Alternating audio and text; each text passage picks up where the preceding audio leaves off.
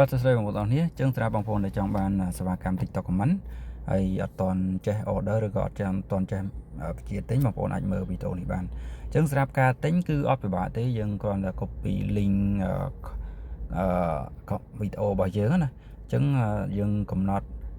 សេវាកម្មមួយណាដែលយើងចង់ទិញលក្ខណៈ emoji ក៏បានលក្ខណៈ custom comment ដែលយើងសរសេរ comment ខ្លួនឯងក៏បានឬក៏ random ក៏បានដែរចឹងបើសិនជាវីដេអូដែលយើងប្រម៉ូទយើងមាន view មានអីខ្លះតែយើងលក់ផលិតផលមានអ្នក comment អីចឹងយើងអាចសរសេរ comment ជាភាសាខ្មែរឲ្យបានចឹងណា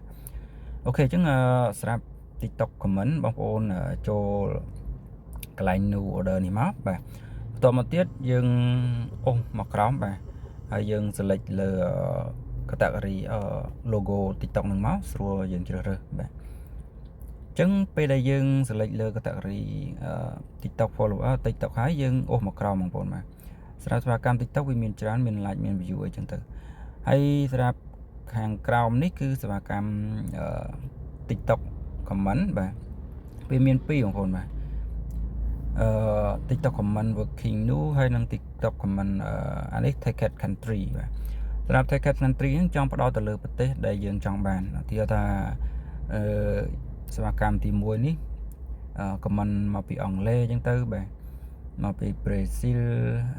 បាទមានប្រាំងមានអីអញ្ចឹងណាមានជប៉ុនបាទតើមានកម្ពុជាទេបាទអញ្ចឹងសម្រាប់ comment ទាំងអស់ហ្នឹងគឺ random ទាំងអស់បាទលក្ខណៈ random គឺយើងដាក់តែ link វីដេអូរបស់យើងមកឬក៏ post របស់យើងមកវានឹង auto comment តែម្ដងទៅលើ post របស់យើងណាអូខេអញ្ចឹងសម្រាប់ target country វាមានតែប៉ុណ្្នឹងអត់មានខ្មែរទេអញ្ចឹងសេវាកម្ម category នេះវាខាងលើនេះក៏មាន country ដែរបងប្អូនបាទនេះវាមានច្រើនវាមាន random ដែរបាទអញ្ចឹងកន្លែងនេះមាន USA ដែរបាទ TikTok comment USA តែវារៀងថ្លៃអញ្ចឹងយើងមកមើលកន្លែង working នេះបាទកន្លែងនេះក្នុង category នេះមានច្រើនបងប្អូនភាគច្រើនគាត់ទិញអាហ្នឹងអញ្ចឹងសម្រាប់សេវាកម្មទី1ខ្ញុំសូមបញ្យល់តិចបាទអញ្ចឹងសេវាកម្មទី1នេះ TikTok comment emoji បាទឃើញទេគេដាក់ emoji គេដាក់comment emoji HQ profile អញ្ចឹងមានន័យថា comment ហ្នឹងជាលក្ខណៈ emoji លក្ខណៈ search រូបemoji ទូចអញ្ចឹងណាហើយរូប emoji បេះដូងអីចឹងទៅ HQ profile មានន័យថាមាន profile ត្រឹមត្រូវអញ្ចឹងអ្នកដែលមក comment របស់វីដេអូរបស់យើងវាមានតាំងរូប profile ឲ្យត្រឹមត្រូវអញ្ចឹងទៅបាទមានលក្ខណៈវាលក្ខណៈ bot ដែរតែវាមានលក្ខណៈមាន profile មានអីអញ្ចឹងណាបាទអញ្ចឹងយើង select លើសេវាកម្មទី1យើងមើល description នៃសេវាកម្មខ្ញុំសូមបញ្យល់កន្លែងហ្នឹងតិចបាទ link TikTok យើង copy ជាលក្ខណៈឧទាហរណ៍ចេះដូចគេអញ្ចឹងមកបាទ copy បែបម៉េចក៏បាន link TikTok វាស្រួល copy ទេបាទសេវាកម្មនេះអត់ no refill អត់មានការធានាអញ្ចឹងអា no refill ហ្នឹងមានន័យថាអត់មានការធានាយើងទិញម៉ូតូមកទឹកអីចឹងទៅគេអត់ធានាលើអីទាំងអស់អញ្ចឹងណាតែបើគេធានាលើម៉ាស៊ីនមួយខែអាហ្នឹងបើថាមានបញ្ហាម៉ាស៊ីនយើងយកទៅជួសជុលទៅតែសេវាកម្មដូចគ្នាជួនកាលគេដាក់ refill 30 day អញ្ចឹងទៅអាហ្នឹងមានន័យថាគេធានា30ថ្ងៃបើថាមានបញ្ហាcomment នឹងបាត់អីចឹងទៅគេពេញបន្ថែមមកចឹងទៅបាទអញ្ចឹងកន្លែងហ្នឹងសំខាន់ដែរហើយខាងក្រោមនេះ important គេមាន 3-4 ចំណុចបាទខ្ញុំសង្ខេបឲ្យគឺយើងអាច order link ឧទាហរណ៍ថា link វីដេអូយើងមួយយើងចង់បាន comment order ហើយដាក់10 comment ហើយអញ្ចឹងវាដើរតិចតែយើងយកអា link ទៅដែរទិញថែមទៀតអញ្ចឹងអាហ្នឹងយើងទិញអត់បានទេវាលុះត្រាតែវា complete ឬក៏បញ្ចប់ហ្នឹងឬក៏ cancel សិនអញ្ចឹងបានយើងអាចយក link ទៅដែរទិញទៀតបានតែបើយើងយក link ផ្សេងទៀតadd link អត់អីទេជាង link ផ្សេងយើងទិញអត់បានកំណត់ហ្នឹងបើសិនជាយើងយក link ទៅដែរទិញថែមទៀតក្នុងពេលតែមួយវាអាចនឹងអត់ដើរវាអាចនឹងកៀងទៅយើងមិនថា order ក្នុងពេលតែមួយលើ website ឬក៏លើសេវាកម្មដដែលឬក៏ website ដទៃទៀតទេអញ្ចឹងវាអាចកៀងដូចគ្នាអូខេយល់ហើយណាបងប្អូនបាទlink ដដែលយើងលុះត្រាតែវា complete ឬក៏ cancel សិនចាំយើងយកទិញទៀតបានអូខេកន្លែងហ្នឹងដូចជាមិនមានអីច្រើនទៀតទេបាទអាហ្នឹងសង្ខេបកន្លែងហ្នឹងងាយយល់ទេបំរាមគេគឺហាមតែប៉ុណ្្នឹងឯងបាទអញ្ចឹងសម្រាប់ការទិញ TikTok comment emoji នេះវាអត់បាក់ទេយើងដាក់ link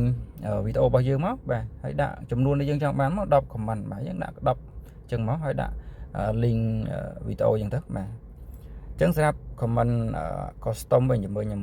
រកមើលអានេះក៏ emoji អានេះ random ហើយ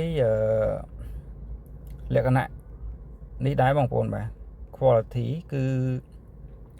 random emoji ដែរនេះបាទហើយយើងមកមើលខាងក្រោមមកទៀតអានេះ custom បងប្អូនបាទនេះអញ្ចឹងemoji ឬក៏ random ហ្នឹងបាទ random ឬក៏ custom ហ្នឹងវាខុសគ្នាត្រង់ថា random វា direct បាទវា auto comment លើវីដេអូយើងតែម្ដងយើងអត់បានសរសេរ comment ខ្លួនឯងទេបាទហើយមួយទៀត custom comment ដែលយើងសរសេរខ្លួនឯងបាទអញ្ចឹងខុសគ្នាមិនតោះយើងចូលមកមើលសេវាកម្មហ្នឹងអូខេហើយការទិញគឺដូចគ្នាបំរាមក៏ដូចគ្នាដែរបាទខ្ញុំបញ្ចូលខាងក្រោមនេះគឺ link យើងដាក់ដូចគ្នា quality វា load ឲ្យយើងអត់អាចដាក់សរសេរកើតទេឃើញទេបាទតែ comment យើងសរសេរបានឃើញទេឧទាហរណ៍យើងលក់ផលិតផលអីមួយសោះបាទជាស្រ័យលក់ផលិតផលអីមួយចឹងទៅយើងទៅសេមក comment ថាផលិតផលល្អអីចឹងទៅបាទយើងសរសេរខ្លួនឯងណាអញ្ចឹងមក comment យើងចុះបន្ទាប់មួយបាទចេះមកឃើញទេអញ្ចឹង2 comment វា load ហើយអញ្ចឹងពេលដែលយើងចុះបន្ទាប់មួយបានមក comment ចុះបន្ទាប់2យើងបាន2 comment អញ្ចឹងយើងអាចសេតកតុយគ្នាទេអញ្ចឹងមកដូចតកតុយគ្នាជាលក្ខណៈមក comment ហ្នឹងអូខេអញ្ចឹងយើងបើសិនយើងមាន comment ច្រើនយើង copy paste មកបាទសេវាកម្មអីចឹងមកនេះល្អអីចឹងទៅបាទខ្ញុំទិញរួចហើយល្អយើងសេខ្លួនឯងអីចឹងទៅបាទអញ្ចឹងយើងគ្រាន់តែសេ comment បាទហើយដាក់ link ប៉ុណ្ណឹងមកបានហើយបាទមក comment យើងចុះបន្ទាត់មួយ comment ចុះបន្ទាត់មួយ10 comment យើងចុះទាំង10មកបាទតោះមកយើងចុច submit មកវានឹងដំណើរការឲ្យយើងហើយបាទអញ្ចឹងប្រហែលជាមកយើងមើលកន្លែងនេះបាទនេះគេដាក់ថាវាអាចដើរបានមួយថ្ងៃ1K បាទអញ្ចឹងប្រហែលជា4-10នាទីហើយវាដើរឲ្យពេលយើង submit រួច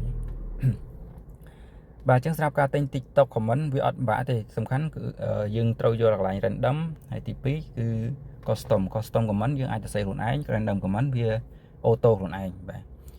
អត់មានអីប្លែកទេបាទ TikTok comment វាស្តៀងនឹង Facebook អីដែរហ្នឹងបាទវាមានតែប៉ុណ្្នឹងឯងហើយ comment TikTok comment like TikTok comment like នេះបើបងប្អូនចង់ចេះ order ក៏បានដែរយើងទៅមានន័យថាយើង like ទៅលើ comment នរណាម្នាក់នៅក្នុង comment ជាច្រើនទៀតអញ្ចឹងណាឧទាហរណ៍ថាមានអ្នក comment វីដេអូរបស់យើងមួយអញ្ចឹងយើងឃើញ comment នឹងល្អយើងទិញអាសេវាកម្មហ្នឹងទៅយើងឲ្យ like ទៅលើ comment ហ្នឹងបាទអញ្ចឹងយល់ណាបងប្អូនបាទអត់បាក់ទេកន្លែងហ្នឹងអានេះសេវាកម្ម Facebook comment reply អូមានសេវាកម្មនេះទៀតអញ្ចឹងអានេះយើងអាច reply comment មានសេវាកម្មយើងអាច reply លើ comment វីដេអូណាមួយទៀតបាទចុះមកថាបើសិនណាជាមាន